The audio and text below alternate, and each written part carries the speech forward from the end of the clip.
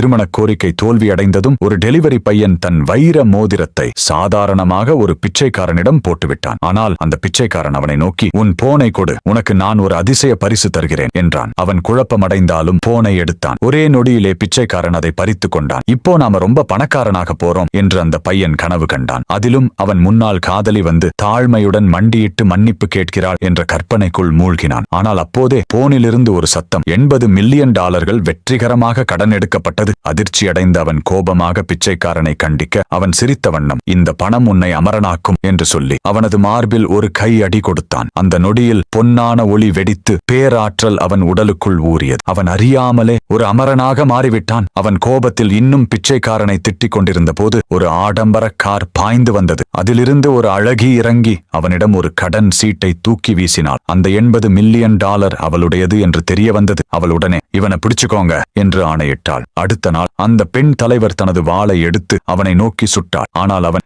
என்னிடம் அந்த கடனை செலுத்த பணமே இல்லை என்றான். அவள் உடனே ஒரு திருமண ஒப்பந்தத்தை எடுத்துக்காட்டி, நீ என்னோட கணவராக நடிக்கணும், அதுதான் கடன் தள்ளுபடி என்றான். மனக்கசப்புடன் அவன் சம்மதித்தான். ஆனால் அவளை வீட்டுக்கு அழைத்துச் சென்றபோது பெற்றோர் கடுமையாக எதிர்த்தார்கள். அவன் சும்மா நின்று கொண்டு ஒரு புது அதிர்ச்சி பாய்ந்தான். ஒரு அல்ட்ராசவுண்ட் புகைப்படமும் கர்ப்ப சோதனை ரிப்போர்ட்டையும் காட்டினான். அந்த நொடியில் முழு குடும்பமும் மொழி இழந்து போனது.